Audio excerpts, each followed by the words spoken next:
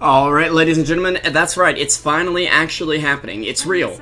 Boreal esports facing FailQQ in the JDL League Season number 5. I'm SP Revolution 5 for Truesight TV, joined by, well, a new face around Truesight TV.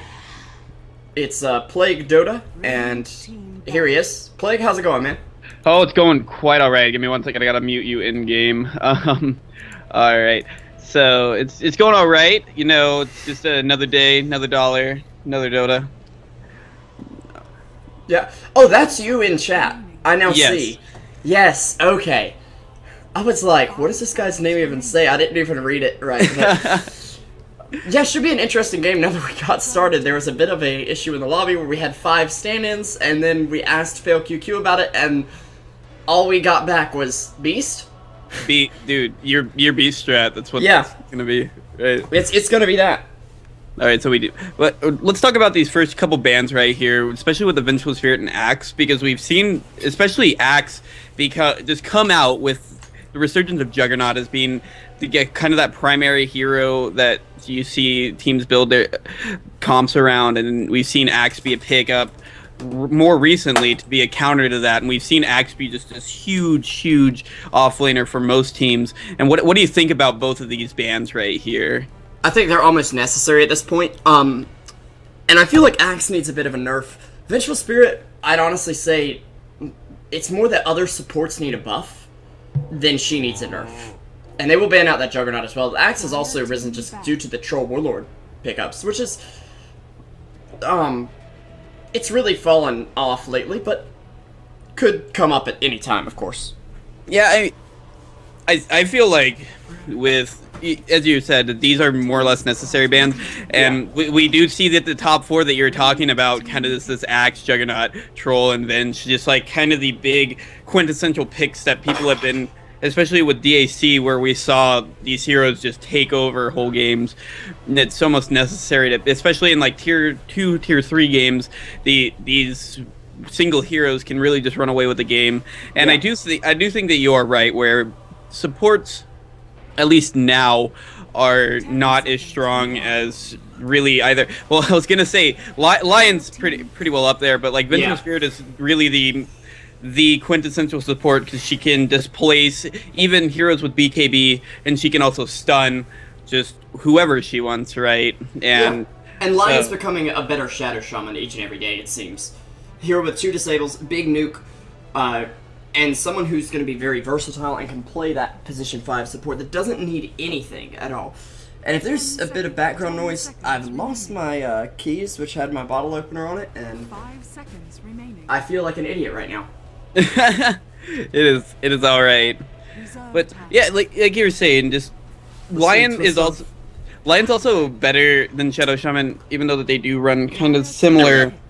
Even though they do run a similar role, Lion's just better overall because Lion A has an AoE stun, and B doesn't have to get in that danger zone that Shadow Shaman does to be useful. You know what I mean? And then we see Boreal Esports respond with a Clockwork pickup, and Clockwork has been, like, he's kind of been that just response offlaner to the Axe pickups, because he can lock down almost any hero with his cogs and his hook shot. And we've just seen Clockwork. I think Clockwork is probably the strongest frontliner outside of Axe right now. And if you're gonna pick up a sniper, you're gonna want Clockwork off the table. Of course, though, if they ban out Clockwork, having second pick, it's gonna show their hand and say, hey, we want sniper. So this is the way to go about it, I believe. Oh, definitely. And I love seeing Sniper in general, because I think he's just a fun hero to watch. I love heavy right clickers, and yeah, as you were saying, Sniper just doesn't do well versus those heroes that get right up in your face, like a Bat Rider, a Clockwork, and Axe. Somebody like that generally counters out those snipers, and with that, you want that frontliner in that Clockwork, and I think Centaur is a good response pickup right here to that Sniper, because all he needs to do is blink in, stomp, and do pretty much half of Sniper's HP with his 2-hit combo with the Hoot Stomp double edge. Yeah, it's gonna be another hero who can get in Sniper's face. Not the one we're really used to seeing at all, but They will pick it up. They'll ban out the Chin, which I haven't seen Boreal run, but I mean, it's always a possibility, and it's a great hero to have with a sniper because you have so many zoning options. You can just go to the jungle and pick them all up. Yeah, definitely. And we've seen Chin, since the Aghanims buff on his ultimate, we've seen kind of that resurgence. He has a late game presence now. When he picks up that Ancient Granite Golem, he's able to help his team push harder as the game progresses, as opposed to what we've seen originally where Chin kind of falls off in the mid to late game.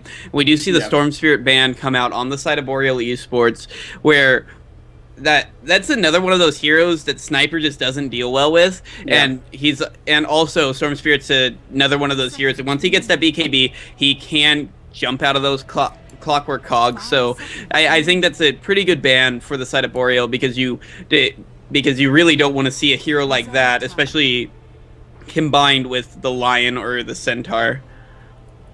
Yeah. You don't need any more options for people to jump on Sniper. Centaur should be enough. Oh, definitely. Words, yeah. 10 seconds remaining. I agree with you there, mainly because you really don't want to like put all your eggs in that one little basket to where you'll just go and just try to shut down their one core, where they were probably going to pick up that second core, because when you pick up the Sniper, you're not going to pick him up to be that safe lane farmer, to be that more or less hard one position carry that we've seen kind of be popular.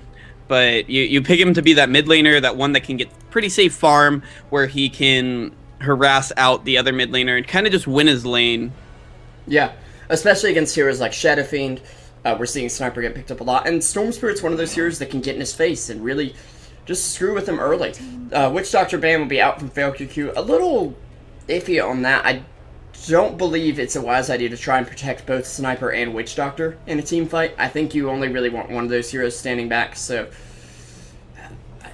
I'm not really feeling that ban as much. I agree. I think that when you do pick those heroes, when you do pick heroes like the Sniper, like the Witch Doctor, where you have to more or less protect them during those team fights, generally, as you said, it's not a good idea to have. It's not a good idea to have two of those heroes. And we do see that Skywrath is going to be that third pickup for Boreal Esports, a hero that synergizes incredibly well with Clockwork, because once the power cogs are in, that's just perfect Mystic Flare opportunity for that Skywrath.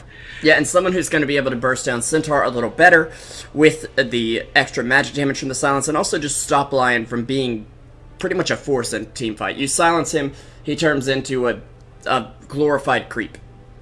And I'd like to remind you guys, the creeps are taller than Lion is, so it really puts him in his place. It says, no, Lion, you're the 5 position support, you don't get to build any items, you get nothing. Good day, sir.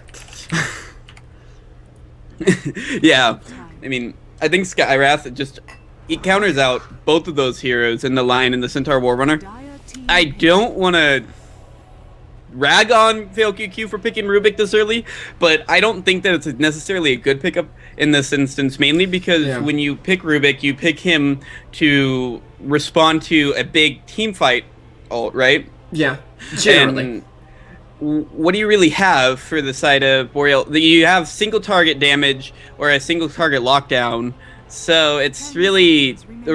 Unless this Rubik is like on the side of Vanscore or FY God style Rubik, you really don't want to pick him up without having something to respond. Oh, there's something now, for sure. Yeah, that's something you can pick up nicely. I was actually thinking it was just to give the team the magic damage resist aura against Skywrath, which can be pretty useful. The only downside is you're still pretty squishy, so... Yeah? Yeah. I mean, with the Omni Knight pick, though, that Rubik turns into not that bad of a pick, especially with Sniper being that heavy right clicker that he is. Rubik can steal that Guardian's Angel if he's quick enough, and then give his team that physical damage immunity. Yeah. And then all of a sudden we have two teams standing here with no physical damage taken, and they're just like, okay, now what? Yeah, it's like, well... Just hope the Mystic Flare hits, right? Okay, they're picking Faceless here. which I really am questioning. I don't like Faceless Void, especially, well, I used to, but in this version of Dota, he is definitely not that big one position person, like just hard right-clicking carry that is able to lock down whole teams for 12 seconds. He just, when you get that refresher in the late game, I think that Faceless Void in this version has not been a pickable hero. I don't think he's necessarily bad, but for the meta, he's just not a good hero. 5 seconds Where remaining. there would be a better one position to pick up. I mean, right now, it's kind of escaping me who would be, but I mean, maybe anti-mage, but see, you've got an Omni Knight. It's a really tough situation here. Boreal have drafted this very well. I can't really tell you who the perfect carry for this situation is, to be honest. a Slark would be better, probably. Slark would be good, yeah. Natural Diffusal Blade Carrier would be very good here. Maybe 5 seconds remaining.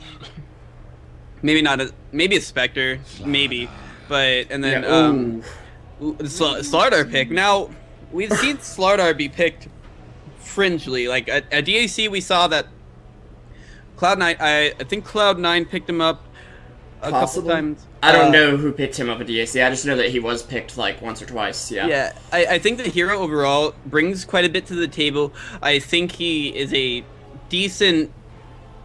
He's a decent hero to pick his early Blink Dagger up, and then he can fight.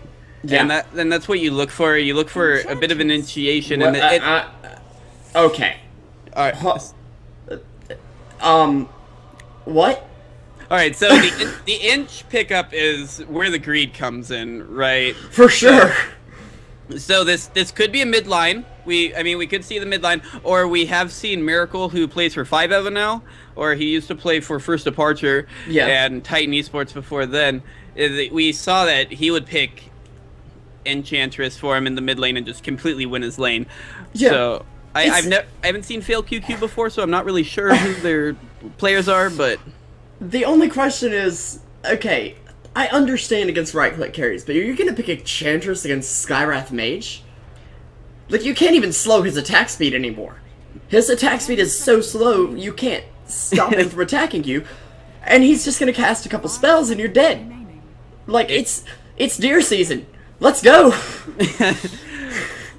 oh, definitely. I really question that pickup, and again, I try not to laugh at pickups, especially when earlier today, me and Dragondrop were casting, let me edit that overlay real quick here. There we go. But me and Dragondrop were casting a game in JDL that, like, there was a Drow pickup against Clockwork, something else that closed Earthshaker, and then they picked a PA, and I'm like, oh my god, this Drow pickup is so awful. They actually made it work perfectly because they had enough silence just to keep everybody back. So I try not to question picks like that, but at the same time, well, it's very questionable.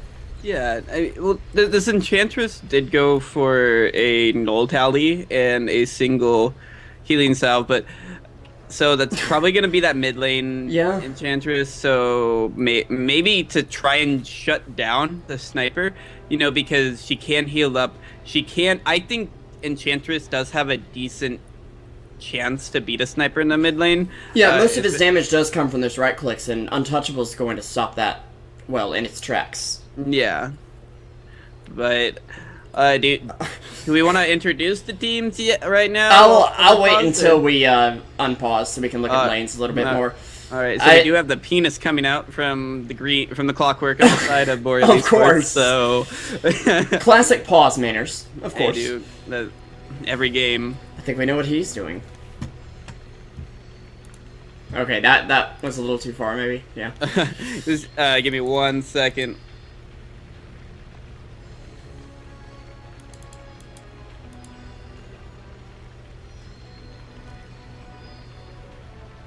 You're good, man. I'll have to remember to play some MC Hammer if the Enchantress wins or loses. If she loses, it'll just be ironic at that point. But yeah,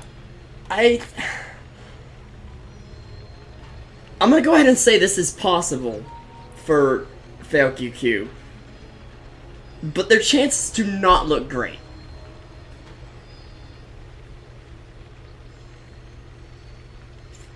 In fact, their chances look pretty bad. Oh, you're good, man. No problem.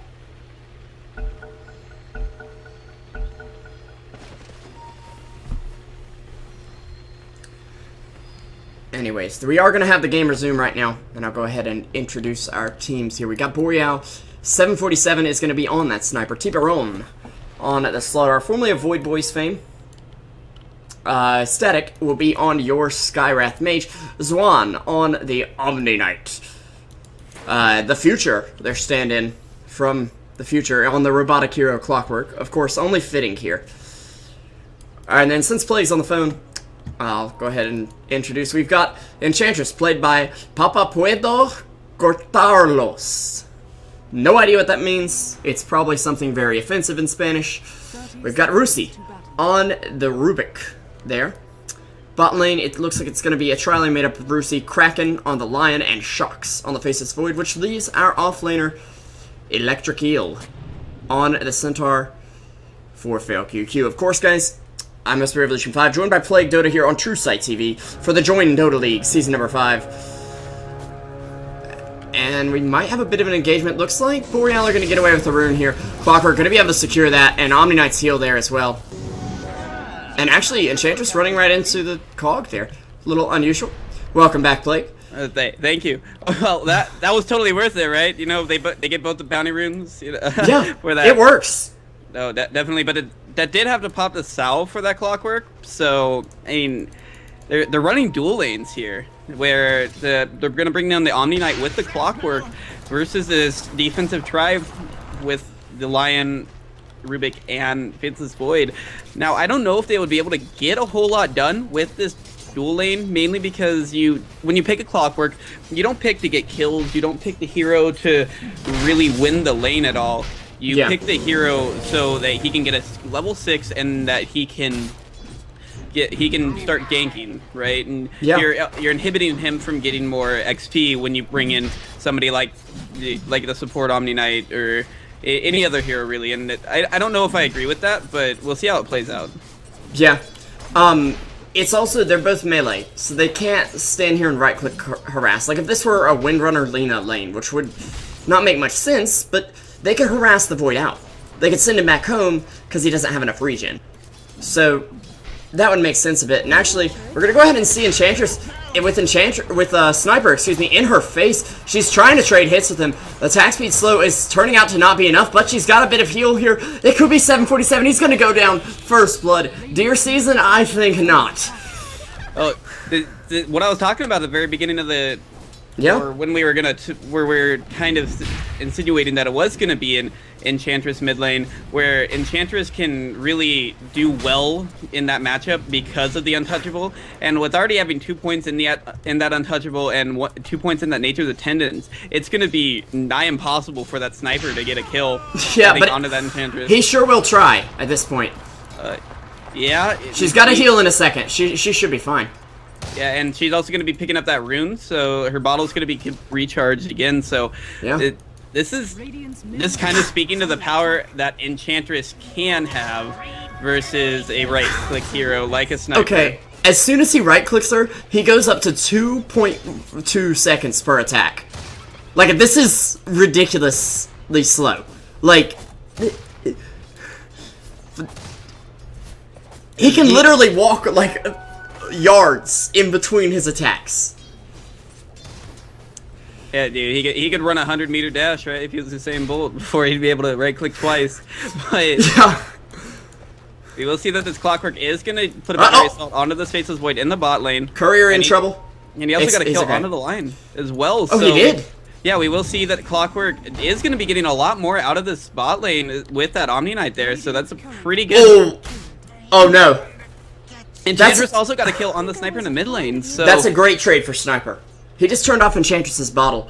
She has no mana regen right now to work with. And she has no way of getting any, because the Courier's dead. And she is very mana hungry. She can pump this heal twice, and then has to wait for regen to get any more. And also, that's assuming she doesn't level it again before she pops it. And if she has her ult, that's the end of that. I dare say Enchantress may have just thrown away her lead in this mid lane completely. Yeah, and we will see that the sniper is going to go try to get another kill onto this Enchantress, and she's going to end up going down here, I think. I don't Okay, think she does have the ult, but he's right in melee range, so... Oh, wait. Oh, she's going to get this kill onto him. Oh, she will! Hey, look, if I don't have regen coming from the courier, I can at least just die, go back to base, and get regen that way. Now, Sniper does get a little bit of extra gold on that. Oh, he just calls GG. Okay, game's over. We lost, boys. And He means... Wait, what? even though that we did see that the Enchantress went down there, it's definitely it's good for her because Sniper's not going to get any XP, so that's going to push her further and further ahead in the lane. And she's got her phase boots online, so she will be able to chase a little bit better. And once they do get their courier up in 55 seconds, she will have her bottle back. Clearly, Boreal aren't playing around. This is a GG. Really? It's over already? You want to give up? Because we'll take the win. Yeah. We do see that the Omni Knight has the invisibility rune in the bot lane. He looks like he's posturing up onto this Rubik. Rubik is going to end up going down here to the, looks like battery assault by the Clockwork, so this is a good trade. Also, the line's also going to go down too. This is big. This Clockwork is just getting further and further ahead. This Faceless Void isn't getting anything done. He has 17 last hits compared to the 25 of the position 1 Slardar, so it looks like Boreal's getting so much more out of this. They're winning every lane except the mid lane where this Enchantress is winning, but that was already anticipated. Only by a little bit though, and it looks like she's gonna be going for a drum. She tries to get the slow off. Oh dear. There's no shame in it. Well, there's a little bit of shame in it here. Let's be honest here. Gun versus deer, who should win? The guy with the gun. I mean, it's proven year after year. It happens constantly, but clearly the deer has come back with a vengeance here. Yeah, dude. You know, I live in the middle of Nebraska, so I hear yearly how the deer just loses to the gun, but it looks like that Papa Puedo is really just proving us wrong here. Yeah. He does almost have his drums online, so that's going to be a pretty quick drums phase. Oh, dear. And once he gets that, he's just going to be able to chase for days, and we will see that Papa Puedo might end up, nope. He's not level 6? Level 6. This is, but we will see that Clockwork's going to just use his battery assault. Oh, dear. I think Enchantress is going to end up going down here, maybe? She definitely is. She can't deny herself to Roche because she's got untouchable. Yeah, Roche has no attack speed, so... that was half of the Skywrath Mage's HP from that impetus, or that impetus, or what impetus? Yeah, I am awful with that. It's all right. And then we will see that Omni Knight's going to go down to the right click of the Enchantress. So Enchantress is getting a lot done here with this double damage rune. I think Shox is going to end up going down, maybe? No, this Clockwork is going to go down to the right clicks of the Enchantress. So Enchantress is 6-1 already, and he has his drums online. I mean, this is insane. But we do see that Slardar is going to get the kill here in the top lane to the Centaur Warrunner. He has his Hand of Midas online. It's a 6.5 or 6:45 minute roughly Midas. So with that being online, he'll be able to get his Blink Dagger a little bit later than anticipated, but it will keep him up on farm, and he will be able to also keep up with levels. And since he is further ahead of this Faceless Void than this Enchantress's of Sniper, it's probably a good idea for him to pick up that Midas so he can further his lead.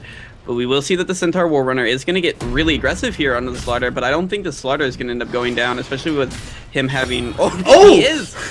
The insane range on the double edge. I'm just sitting here like, yep, no need to cast this. We're good. Everything's fine. And then lane. Oh. We got Enchantress going deep here. The Omni Knight will protect against this nicely. Courier, what are you doing? Go home, you're drunk. Again, with the Courier death, and honestly,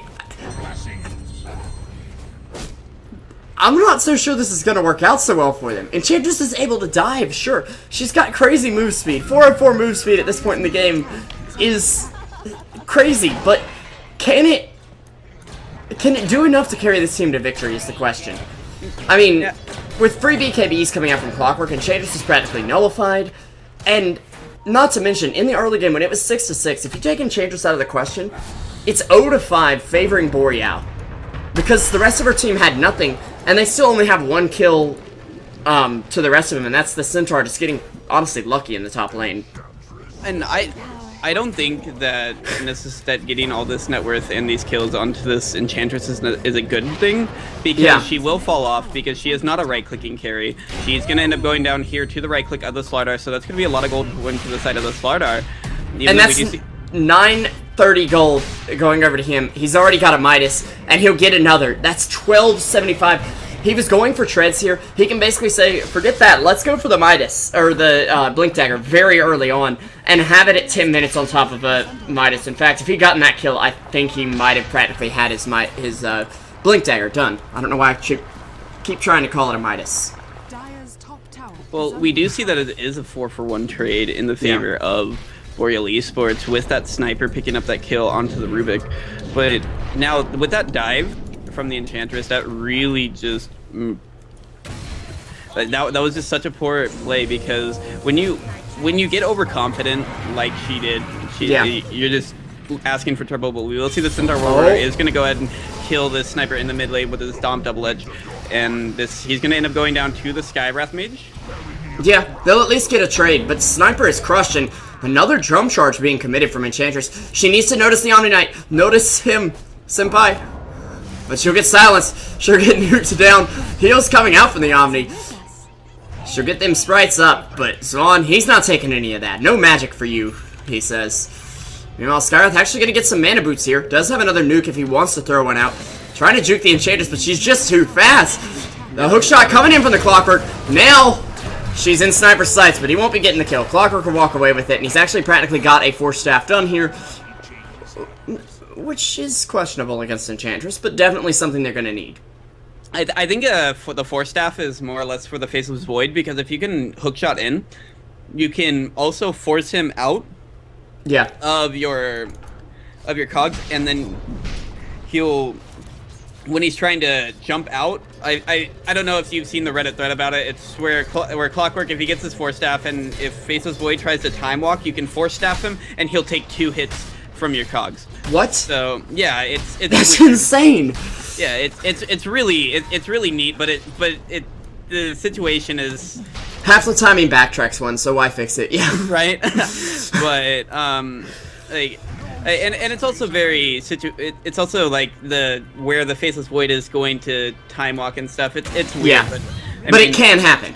Yes, and those cogs can hurt a lot and take away pretty much all of Void's mana. I mean, 400 mana lost. He's not going to backtrack the mana loss.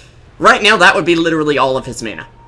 Yeah, and I don't know if this I think Clockwork should probably get a couple extra points into his cogs, because if he can get any of those heroes on the side of FailQQ who are really mana hungry into those cogs, that would just take out so much of their mana, especially with Faceless Void only have a base of 364. That would be half of his mana if he had a max cogs. So we will see that this Omni Knight is getting aggressive. The Konos here is going to go out onto the Omni Knight. Omni Knight's going to end up going down to the Enchantress right click. Sniper's going to get the kill onto the Lion, so this is... It's a decent trade, but Lion was able to D-ward, at least. And Lion Enchantress, excuse me, gets a double kill. She is working on, I'm assuming, Yules. Or, not, well, it could be Yules. But it also could be, what's it called? Orchid. I'm sorry, I'm drawing some blanks tonight. Enchantress gonna be able to find Clockwork with her big brother Centaur picking him off, and...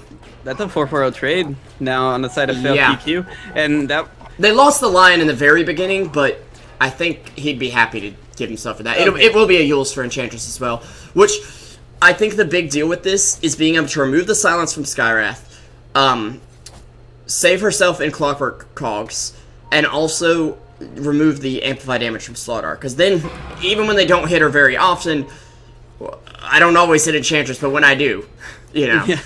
Well, and also the Assassinate from Sniper, it negates that as well. And also picking up the early Yules, and where we've seen Yules be a very promising item, at least in this version of Dota. Just if you pick up that Yules early, it gives you a lot of control. You can pick you can pick off heroes if you can get a quick Yules onto somebody. So I definitely agree with this pickup for this Enchantress, especially since you really don't want to get that early Aghanims and since you're not going to support, you're not going to pick up that mechanism, even though I think that might have been a better choice. But at least if you're going to try to do an early, like if you need to get that early game or early mid game team fight on, but I don't know, we do see that the Rubik does have Assassinate right now, so that's a pretty solid pickup for the Rubik. So if they get a little bit more damage onto the Sniper, he's just going to go down to the Assassinate, so... And it's that damage from that inch, though. And he is going to go down to this Assassinate by the... Oh, wait! Nope. Maybe not. He'll purge the Amplify damage. The Assassinate will still come through, it looks like. A stolen Slithering Crush. Is Enchantress going to live? No, she will not. Clockwork coming on through. Rubik goes in for a Crush. And feeds. Yeah. I'm, okay. Well, with finger coming out, and that's that's just feeds McGee right there. Is that? I mean, I was stretching it a little to call the Rubik a feed because he was clearly trying to get something, but here, that was like, oh, okay, they're all 5 up. I might get Sniper. Let's try it. Oh, well, team, that didn't work. I mean, the advantage is just slipping for them. Especially when Sniper, I believe, ended up getting the kill there. Okay, Clockwork got it, but still. Yeah, this Clockwork is 7-3 right now. He's really been kind of that shining player for the side of Boreal. Even though even though the Slaughter has been getting quite a bit done, he does have a Blink Dagger and Midas up here 15 minutes into the game. But this Clockwork has been able to control what he needs to control. That's going to be a not denied tower, so that's going to be a little bit more gold going onto the side of FailQQ. But and it's not that big of a deal. But I think it's going to be a pretty rough time for FailQQ here once they get in the later stages of the game, because you do need that Faceless Void to be huge, where all he has right now is a Mask of Madness up. He only has 80 last hits right now, which is second in the game, right behind the Slardar. But he has no kills, and so he's really a little bit behind in the net worth charts. He's 4th in the game right now, where Enchantress is on top at that 8k net worth. But the thing is about Enchantress is she doesn't scale near as well with that amount of farm as you would say a Queen of Pain or another controlling mid laner. I mean, you do pick up Enchantress to control that mid lane versus that right-click hero like you would. Obviously, we saw him just roll over that Sniper, but it just doesn't benefit you more the more farm she gets, because she doesn't scale to with farm. Yeah, and she needs to get a BKB very soon to withstand the Skywrath Mage's damage. Even, I mean, this is the power of the Skywrath Mage pick. You pick that, and they have to build a BKB. There's pretty much no alternative. I even played a game as Lifesteal earlier where BKB was almost a consideration simply because I kept it in silence, but T-Bron gonna get jumped on top lane, a lift out from Rubik, and they'll be taking him down, well, or are they? Time walk forward, we'll secure the kill, never mind. That's just a simple overextension though. That Slardar really just did not need to be there, and that's gonna give 900 gold swing for the side of FailQQ right now. We do see that it is going to be a 2k gold lead for Boreal, but it's going to diminish just a little bit once it updates. But they are going to get this tower in return, so not that bad of a trade, I guess. Yeah. But I didn't like the Slaughter's position there, and we do see that it looks like FailQQ is going to end up getting this tower in the mid lane, so that's going to give them a little bit more control once they pick that up. But we will see the TP response from Boreal. Clockwork's going to go hookshot in onto the Centaur Warrunner, so they're not going to be able to deny the tower, and I don't think anything's going to come of this, just the Earth Spike out. They do BKB up the Clockwork. He's looking for something but can't quite get in range, and there's... Oh no. They stole it. That's huge. That's a free BKB for Enchantress. I would honestly not be stealing anything else for a while here. Now, a bit of the Lotus Sphere over here. T-Bron gets hit by the edge of it and whiffed Mystic Flare.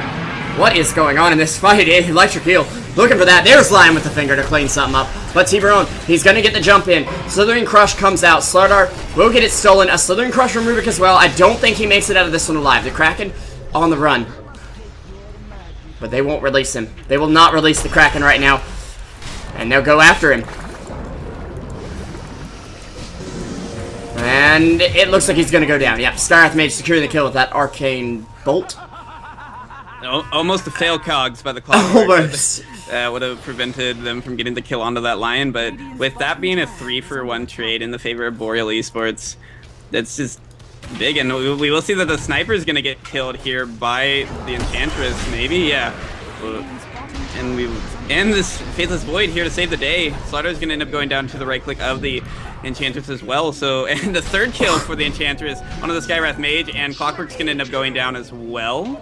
Making an ultra kill. Oh, can they find him? One more hit, yes! Oh, Void. We will see that the Enchantress is going to DC. Oh, we lost our out. hard carry, guys. We lost hard carry. Please But wait. That was just, again, like, simple overextension by Boreal. This is the second time that we've seen just this massive overextension by their side that just really ends up for a huge trade for FailQQ, with first one being that with the Slaughter in the top lane, and now we see, even though it was only 1 kill, now they gave up 4 because they were just a little too overextended, starting with that sniper trying to get that kill onto the Enchantress. So I think overall that the Boreal's still in the driver's seat for this game, but if you keep making mistakes like that and simple overextension, you will throw this game away. Yeah, 3k up on the Enchantress. I'm really wondering what her next item is. And before why is it BKB? Oh god, no.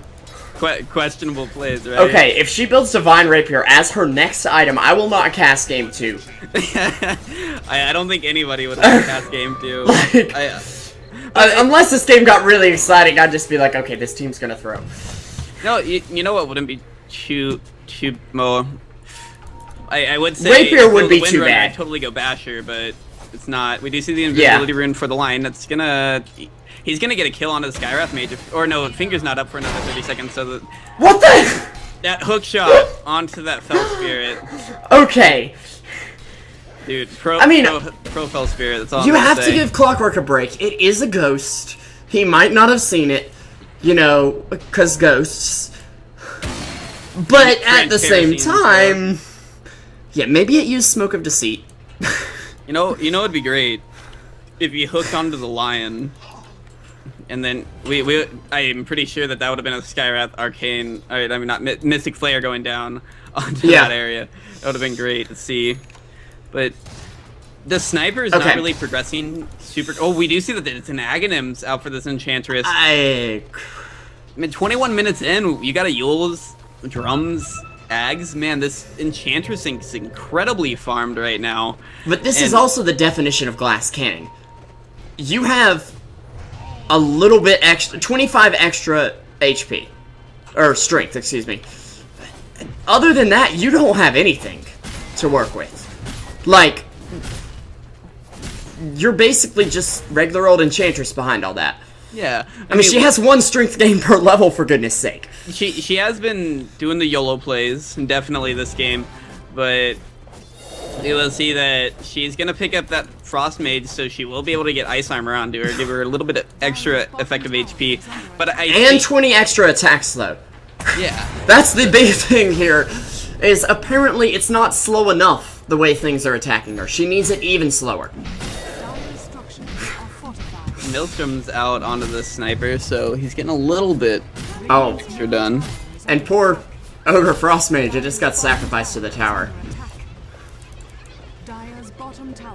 Alright, so we will see that the sniper's gonna maybe pick up this tower here in the top lane, with no response coming out for...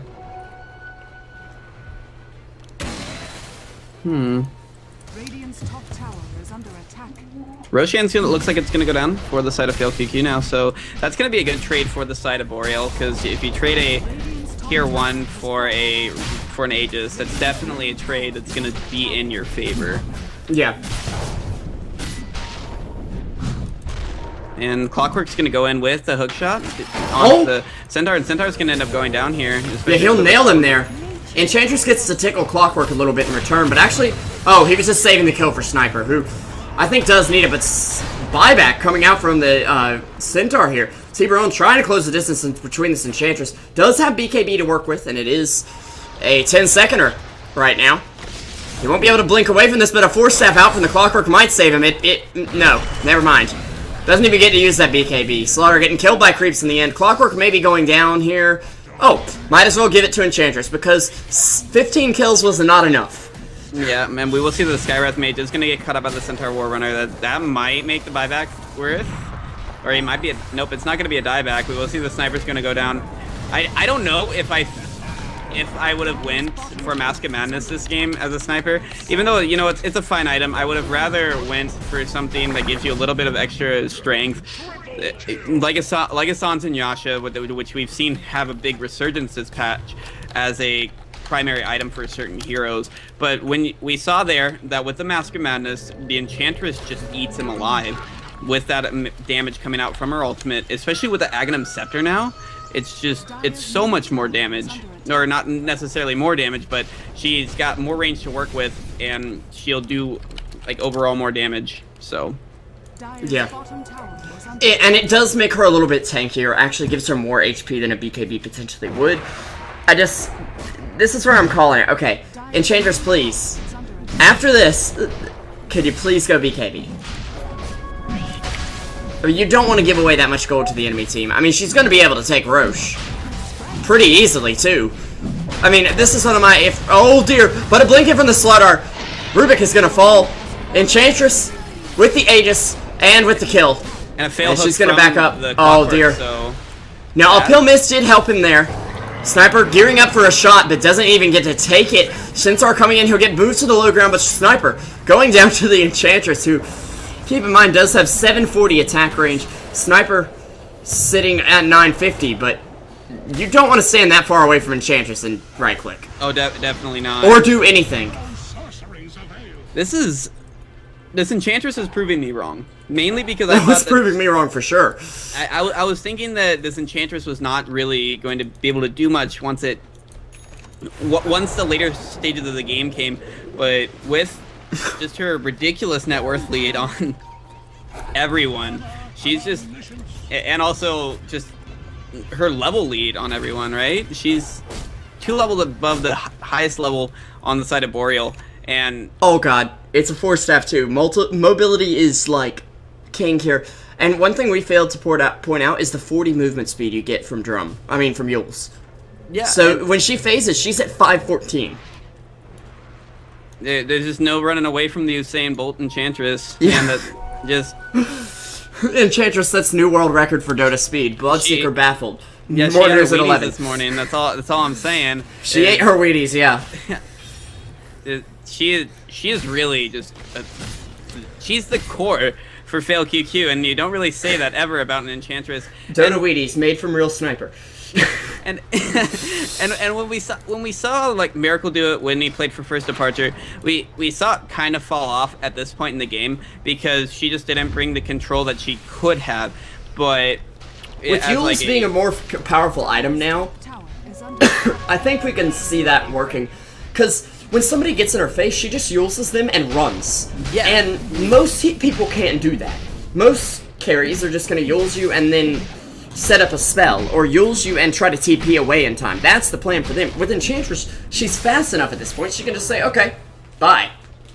What I'm surprised about is we have seen that this Enchantress has been Gang City pretty much the whole game. If she went for something like a Shadow Blade, I think oh god, that would have been legit. You know, I don't even think it's necessary here. No, it's definitely not. It would have just been. I think that it would have synergized pretty well. But we did see it drums out instead. So like the Shadow Blade build would be like the finisher in Mortal Kombat at this point. Like humiliate the enemy team with it. Okay. The Clockwork's gonna go ahead and hook onto the Enchantress and just. But as one of the Spanish casters just pointed out, she's still got Aegis. Yeah, and that The Aegis does have 2 more minutes on it, so they should be able to push high ground here. And if they're able to push high ground here, that will allow them to get a little bit more control, especially with there being 2 tier 2s up. They can just try to push this high ground, take the racks, and if they can take those racks with that Aegis, you pretty much have 2 free tier 2s because there'd be no reason to defend it at that point. But you know, looks like they are going to go for the safe play and try, or never mind, this Enchantress isn't going to go for the safe play. She's still got Aegis. She's good. She's got Centaurs out her butthole at this point. And look at Static, he just took a good, a good chunk of damage there. Yeah, he took about 40% of his HP from that damage from the Enchantress, but we do see that Tiburon and 747 do want to go onto the spot tier 3 tower. It's going to force the TPs out for the side of FailQQ. Faceless Void is looking for blood, but nothing's going to come of that. It looks like Rusi here on the Rubik doing the split push. Rubik going to take out that. Do you see that? Also, Centaur Wolverine is going to go ahead and take out the Skywrath Mage and Lion. In the meantime, Enchantress in the mid lane is just like, yep, we got this, guys. And with Sniper going down as well, that is... With only Skywrath having the buyback, that is going to be big for the side of FailQQ. They're going to be able to take this Rax, and once they take that Rax, that's going to open them up to really just slow roll the game, because Sniper's not going to be able to get any farm. Slaughter is not going to get any bigger than he is. It's going to be very delayed on his Assault Cuirass, which is the next item that he's going to go for, and he's still 1,000 away from his Hyperstone, and I don't think that he'll even get a Hyperstone. I mean...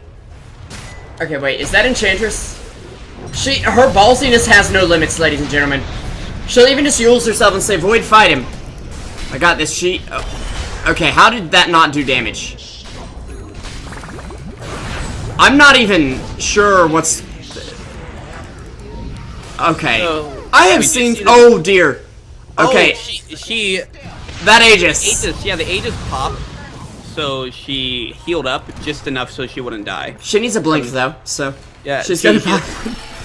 She's not fast enough. She's not moving around enough. Where did that blink even go? Wait, what? She must have bought it and then sold it. I guess so. Well, I mean, I didn't really look at her gold that closely, so. Yeah, I think she bought and then sold it because it's not on the courier, it's not on the ground, so. I mean, they finally killed the Enchantress. Is this the beginning of the comeback, or is Void already fat enough? Well, with what this Enchantress just did, where she just went YOLO out, they still have the tier 3 up here in the middle lane, and then they were pretty much guaranteed racks if she didn't do that, right? And with her kind of just throwing away her life just so she could get a little bit ballsier. The ballsiness of this Enchantress just doesn't bode well for the side of FailQQ. Even though she has been their carry, it just... I don't think that you want to go in and waste your life just so you can get an extra kill. And I think it was more that they missed the timing on the Aegis. Yeah, that could have been too. Definitely. But we do see that she is going to pick up that Blink Dagger. So she does want that high mobility...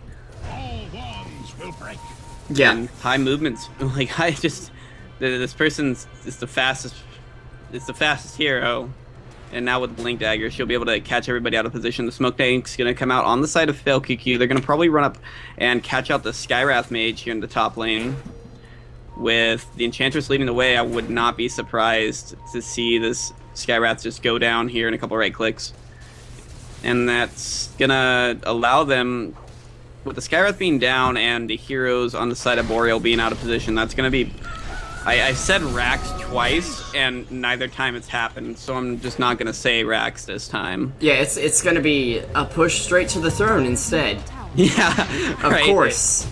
They take the tier 3 and then just go to throne. Now, I do want to point out, this is one of the few times I've ever seen anyone pick up a Blink Dagger to disjoint auto attacks. But with Enchantress, I can understand, you know? Yeah.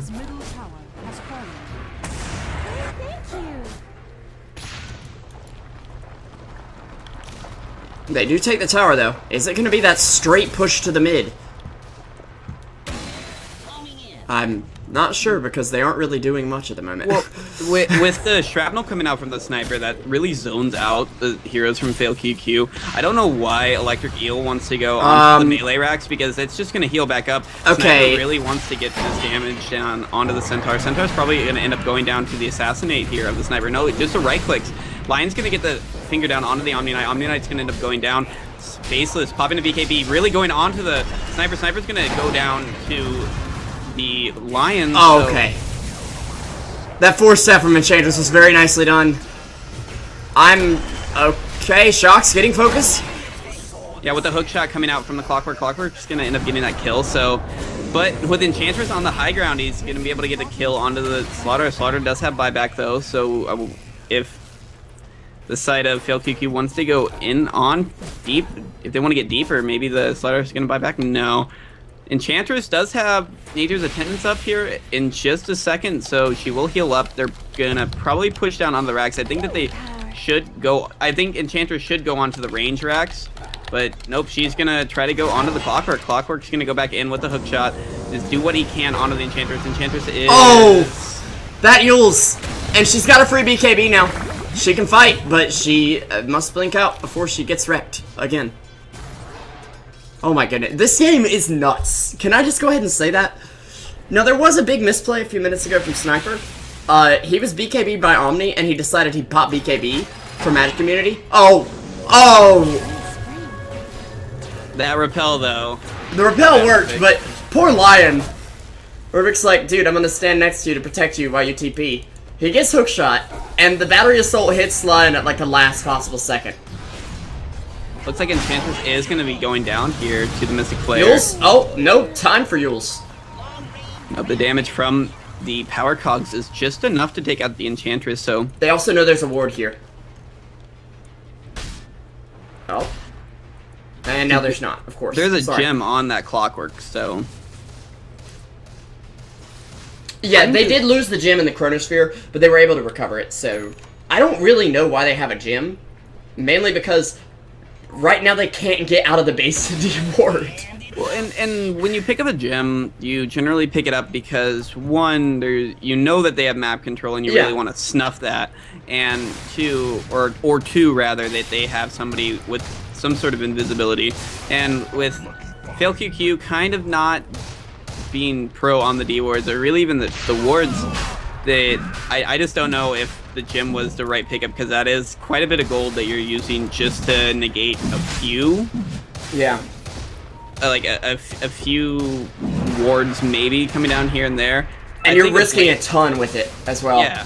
And I think Blade Mail would be a better pickup for this Clockwork, especially right now with the big damage coming out. We do see that Centaur War Warner is going to get pushed out into... Oh dear, Static. He throws the Mystic Flare. Zwan going down quick. Oh, but he gets the ult off just in time. He's completely immune to damage right now and stun. Unfortunately, that means he can still be bashed. Meanwhile, they secure an Aegis, and it looks like he'll finally go down. But Sniper with that Aegis, they lose 2. They get an Aegis for Sniper, so really a loss of 1 overall.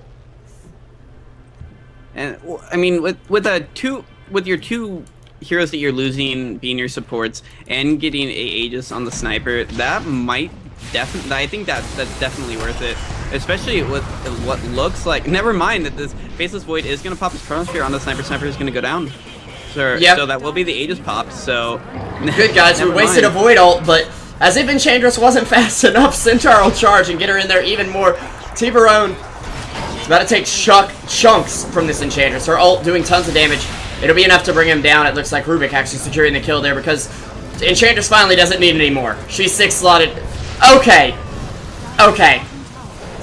This is when you know. This is when you know that she's trolling. Have you seen Enchantress's items recently? Double blink, yeah. Double blink! Legit. But this is not looking good now for FailQQ. With that buyback from the Slaughter, that was definitely worth it. And the Sniper. So we do see that Enchantress is going to be down for 70 seconds, no buyback. And with the other 3 heroes, though they do have buyback, they're just...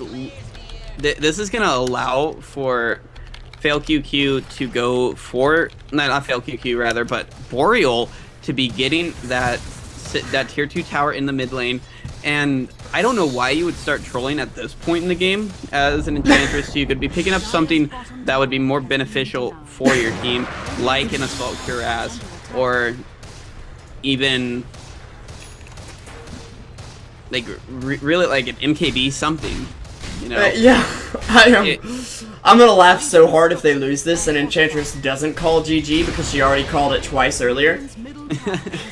Well, I mean, we have Slaughter. He will have his Assault Cuirass here in 50 gold, and he doesn't have buybacks, so that's just so he'll just end up getting that Assault Cuirass. Once he gets that Assault Cuirass, that's going to be a lot more damage going for the sniper. Yeah, and a lot more resistant damage to the Void's damage at least. Yeah. Not as much to the Enchantress because she doesn't do much in terms of right click, just physical right click, but her pure right click is going to do a lot.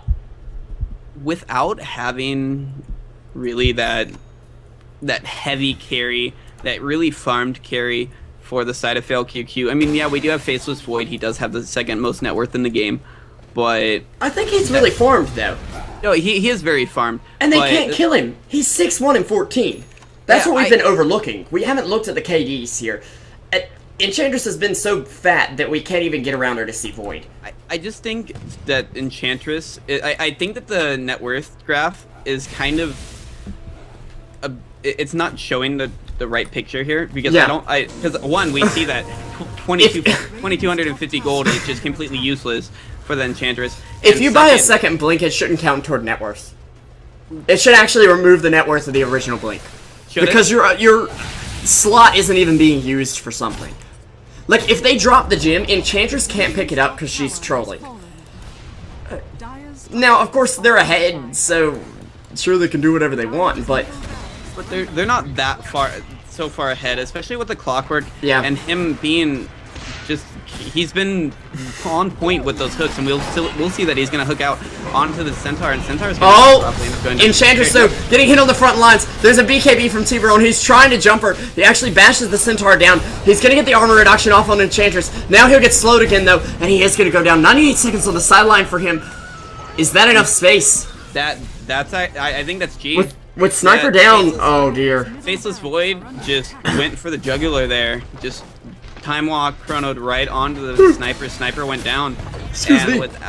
Without really that sort of peel, we didn't see Omni Knight use his Guardian Angel, which would have completely negated that Chronosphere if he was able to get onto it. This Omni Knight just hasn't been doing his job of protecting the sniper. But yeah, I think that with if Omni Knight was able to get a decent Guardian Angels off that fight, it might have been different. But the point is, but with both of the cores being down for the side of Boreal and this Faceless Void just going in. Oh god! Omni's like, don't worry, team. I ulted. Too bad Rubik stole Mystic Flare. Yeah, yeah. Too bad Rubik just desolated me, right? But yeah, they need to take at least 2 racks here though in the next 30 seconds. I think they can. But with 2 blinks on Enchantress and her under fire for sure, she 4-steps out. That could be. Oh my gosh, Clockwork needs 1 more hit, and he's not gonna get it. And he's gonna buy back. I can't even blame him here. I would be so mad I would buy back there. And let's be honest, when are you gonna have the other chance to buy back if you don't now? Yeah. What could have been a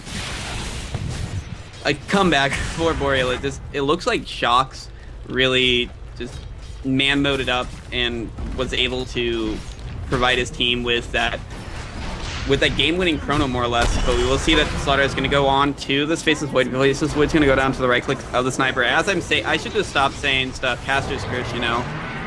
We will see if the Assassinate's going to go on to the Rubik. Rubik is going to live with... But Rubik manages to juke it somehow. Yeah, but Slaughter is going to end up getting that kill, so... This is... Man, just more... Okay. I don't even know right now, because we see that the dieback's going to come out from the Centaur. Oh, Enchantress is dead! No, wait, she purges? Is it enough? Can they find her? They will. There's 2 buybacks available, but, okay. Hi, I am Enchantress. I just died to the enemy team 1v5. With my whole team dead, let's buy back. And Don't with worry, only guys, Sproink. with only a buyback being available for the Faceless Void,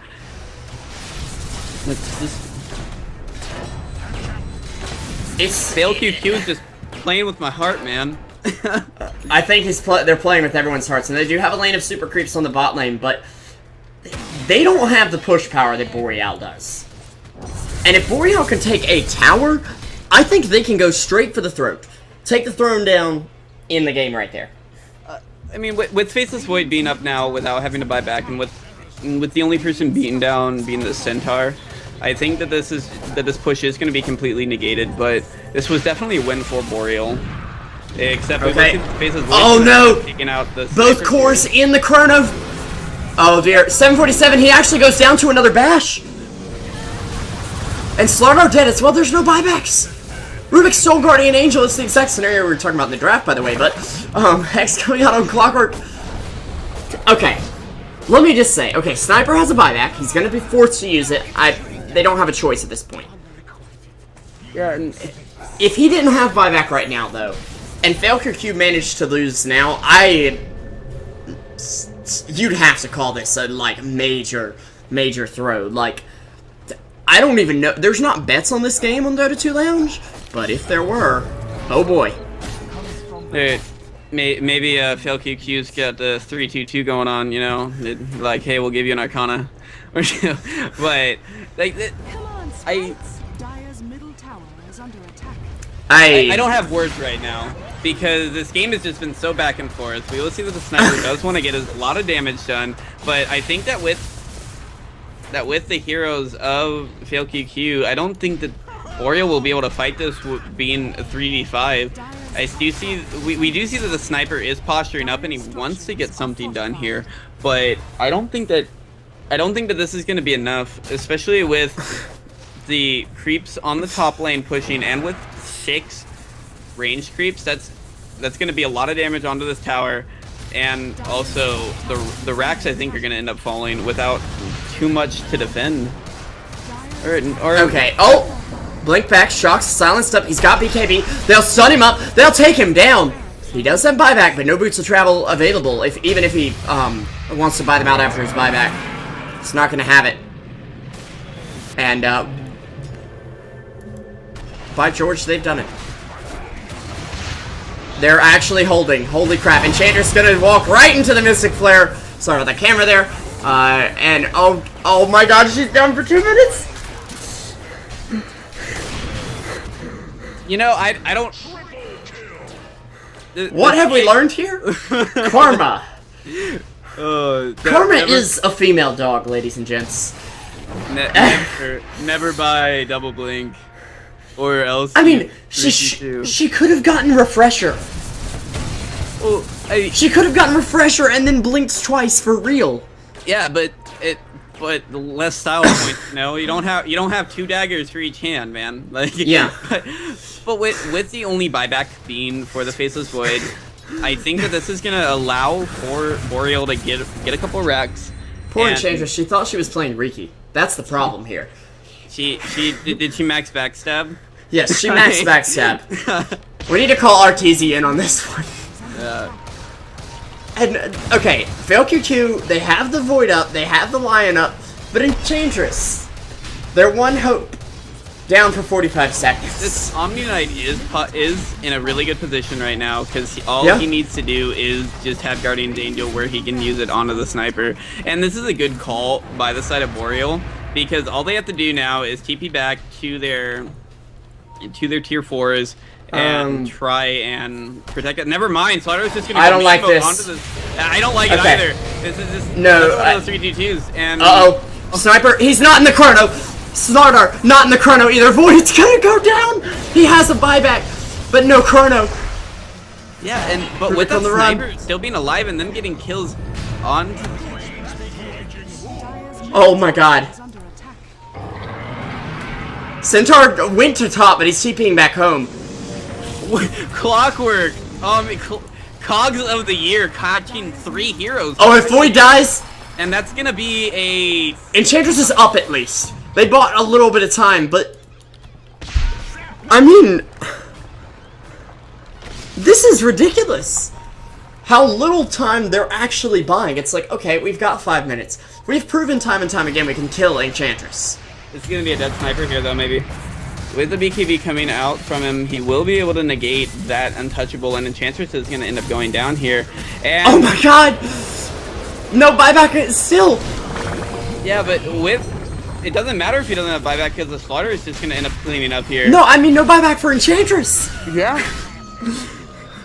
So right now we have 4 heroes down for the side of FailQQ, with Lion only having a buyback, even though we do have 12 seconds left on this respawn for Rubik. That's just going to be 2 heroes for the side of FailQQ that'll be able to defend versus a push. And I think Boreal can just push this bottom lane, especially since all 4 of their heroes are by their ancient stack.